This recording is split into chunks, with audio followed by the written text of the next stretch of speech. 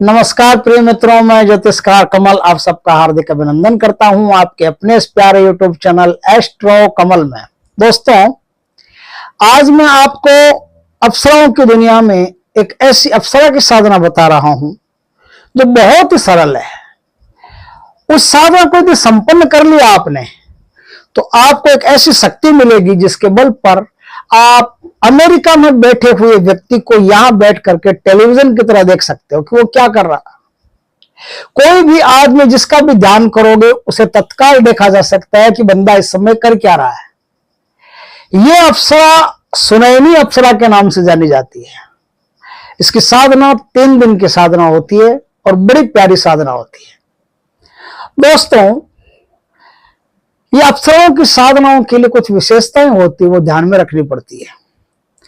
एक तो अप्सरा की साधना से कुछ दिन पहले ही ब्रह्मचर्य का पालन शुरू कर देना पड़ता है। दूसरा, आपके मुख से या शरीर से हमेशा सुगंध आनी चाहिए, इस बात का ख्याल रखें। किसी भी प्रकार की दुर्गंध अप्सरा की साधना में निषेध है। अप्सरा की साधना जब भी आप करें तब किसी भी स्त्री को माता बहन की दृष्टि से ही देखना चाहिए और अपनी स्त्री को भी आप दूरी बना करके रखें। स्त्रियों के प्रति पूर्ण मान सम्मान आपके भीतर होना चाहिए, तो अप्सरा की साधना आपको फट से सिद्ध हो जाती है। ये कुछ बातें हैं जो साधना काल में जरूरी होती है।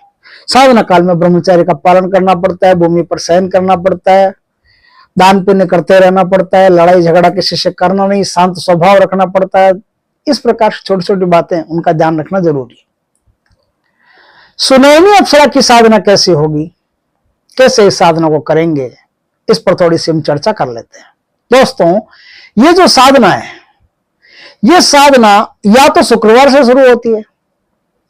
शुक्ल पक्ष का कोई भी शुक्रवार हो, उस दिन से साधना को शुरू किया जा सकता है, या फिर इस साधना को ग्रहण काल से शुरू किया जाता है, या फिर इस साधना को पूर्णिमा से शुरू किया जा सकता है। तीनों में से कोई भी समय आपको मिल जाए तो सबसे बढ़िया। शुक्रवार को यदि भरणी नक्षत्र हो तो टॉप रहता है, सबसे बेस्ट रहता है। आप इस साधना को शुरू करते हो, उस दिन यदि इस प्रकार के योग पड़ जाओ तो आपके लिए बहुत बढ़िया होता है। आपकी साधना झट से सिद्ध हो जाती है। दोस्तों, इस साधना को करने के लिए आपको सबसे पहले तो भगवान शंकर की पूजा कर लेनी चाहिए। और जो मैं अक्सर बताया करता हूं कि आप सारी पूजाएं छोटी मोटी होती है पहले संपन्न कर लें, एक दिन पहले। और शंकर भगवान पार्वती मां से आशीर्वाद मांगे कि मैं सुनैनी अप्सरा की साधना करने जा रहा हूं, भगवान मुझ पर कृपा करें कि मुझे सुनैनी अप्सरा प्रदान करें। अब क्या है, अब आपको 4 पूजाएं करनी पड़ती है। जब आप साधना करोगे तब 4 पूजाएं, पंचोपचार पूजाएं 4 आपको करनी पड़ेगी। उसको अच्छी तरह से ध्यान में रखें। जब आप साधना करोगे तब आपको गुरु की पूजा करनी पड़ेगी, गणेश जी की पूजा करनी पड़ेगी, इंद्रदेव की पूजा करनी पड़ेगी, और चौथी खुद जो अप्सरा है उसकी पूजा करनी पड़ेगी। ये 4 पूजाएं होगी। इससे पहले मैं बताता हूं कि साधना शुरू होगी कैसे। देखिए, कोई सुंदर सा हवादार कक्ष हो, एकांत में हो, जहां कोई भी आता जाता नहीं हो, ऐसे स्थान पर इस साधना को शुरू किया जा सकता है। एकांत कक्ष हो, एकांत कक्ष में इस साधना को शुरू करने के लिए सबसे पहले कक्ष को एकदम तैयार कर लें, पूरी तरह से मस्त, एकदम रमणीक लगना चाहिए, बैठते उसमें आनंद आए ऐसे कक्ष में उत्तर दिशा की तरफ मुख करके आप एक बाजोट पर लाल रेशमी या कसुमल का वस्त्र बिछा करके, रेशमी तो सबसे बढ़िया रहता है, रेशमी वस्त्र बिछा करके उस पर अत्यंत सुंदरी स्त्री की जिसके 3 आंखें हो, उसकी तस्वीर आप ने इंटरनेट से निकलवा लीजिए, हार्ड कॉपी निकलवा करके उसकी तस्वीर फ्रेमिंग करवा करके वो तस्वीर आप वहां रखिए। अब क्या है, वहां वो तस्वीर रखने के बाद में कुछ सामग्रियां होगी जिनके द्वारा आप पूजा करेंगे। आपको भूमि पर काजल से एक 9 इंच का त्रिभुज बनाना पड़ेगा। 9 इंच का त्रिभुज बनाना पड़ेगा। उस त्रिभुज को फूलों से एकदम लाद देना पड़ेगा। मतलब जैसे फूलों की पत्तियां होती है ना, गुलाब की फूलों की पत्तियां, गुलाब के फूलों की पत्तियों से उस त्रिभुज को तर कर देना पड़ेगा। साइड में बना लें, कोई दिक्कत नहीं है कि एकदम सामने, जरूरी नहीं है, साइड में बना लें। उस त्रिभुज के अंदर आपको एक कोरी काजल की डब्बी खोल करके रखनी पड़ेगी। आपने अब तक काम कर दिया, अब आप आते हैं वापस साधना स्थल पर। यही है पास में ही, एक तरफ बाजोट है, बाजोट के एक साइड में आप इस प्रकार का काम कर लें। और अब आप पूजा सामग्री जो है उसके साथ आप आएंगे जहां आपने देवी को स्थापित कर रखा है, वहां पर बैठ करके आप अब गुरुदेव की पूजा करेंगे, गणेश जी की पूजा करेंगे, इंद्रदेव की पूजा करेंगे और खुद सुनैनी अप्सरा की पंचोपचार पूजा करेंगे। कोई भी प्रकार का इसमें सुरक्षा घेरा नहीं है, कोई डर की बात नहीं है, एकदम आसान साधना, आसानी से कोई भी कर सकता है, संपन्न कर सकता है। जिसके अंदर अप्सराओं के प्रति लगाव है और अप्सराओं के प्रति जोड़ होने की ताकत है, वो आदमी आराम से साधना को संपन्न कर सकता है।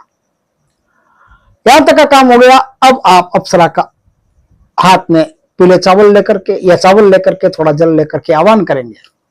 आह्वान स्वतंत्र करना। अक्सर क्या होता है कि हम जब अप्सराओं का आह्वान करते हैं तो तुम्हें मां रूप में मैं पसंद करता हूं, हे देवी आ जाओ, तुम्हें बहन रूप में पसंद करता हूं, हे देवी आ जाओ, या तुम्हें पत्नी रूप में पसंद करता हूं, हे देवी आ जाओ, ऐसा कह के।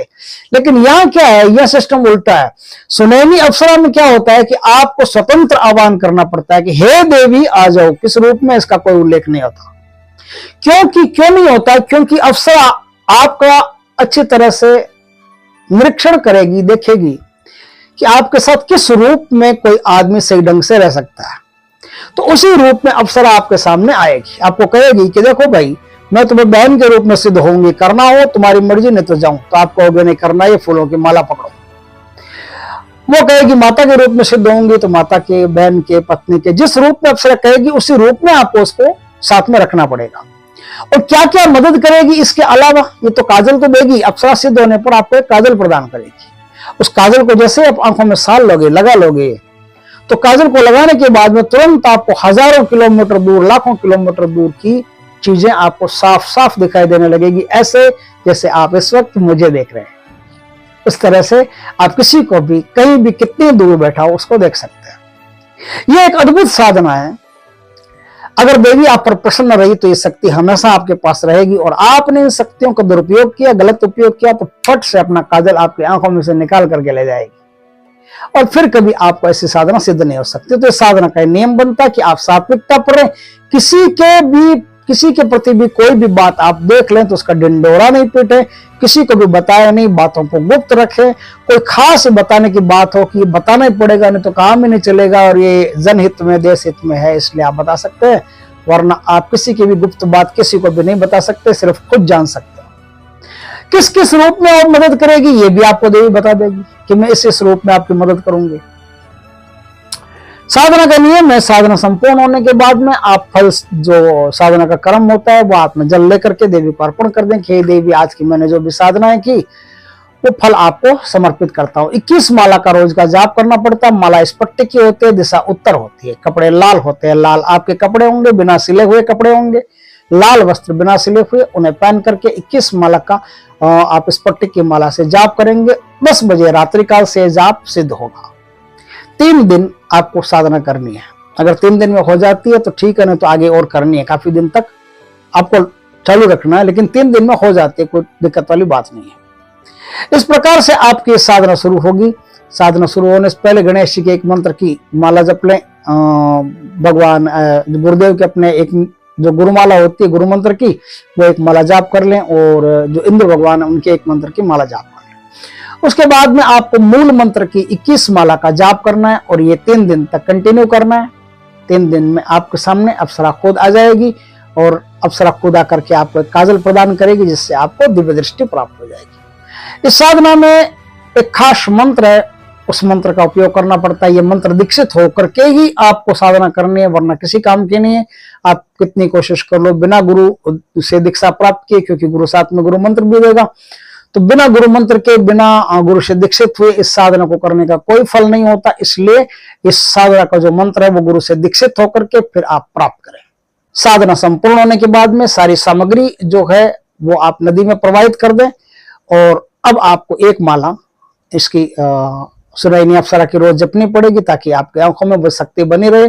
और काजल लगाते ही आपको दूर दृष्टि, अंधे को दिखाई देने लगता है, आदमी जो देख सकता है उसकी तो बात अलग है, अंधे को भी इस काजल लगाने से दिखाई देने लगता है, दूर दृष्टि दिखाई देने लगती है। तो ये बहुत उत्तम कोटि की साधना है। जो मंत्र काम आएगा उस मंत्र के कुछ भाग मेरे पास है, बाकी मैं मंत्र आपको बता देता हूँ। ओम ह्रीम क्लीम अप्सराय आगच्छ आगच्छ स्वाहा। बाकी तो आप गुरु से दीक्षित होकर के संपूर्ण मंत्र की जानकारी प्राप्त करें और दीक्षा लेकर के इस साधना को करें। भगवान की कृपा रही तो आपकी साधना जरूर सफल हो जाएगी। दोस्तों वीडियो अच्छा लगे तो लाइक करना, कमेंट करना, शेयर करना और यदि पहली बार हमारे चैनल पर आए चैनल को सब्सक्राइब करना, पास में जो बेल आइकॉन का बटन है दबा देना ताकि हमारी ज्ञानवर्धक जानकारी पूर्ण वीडियो सबसे पहले आपके पास आ सके। जय श्री कृष्ण दोस्तों।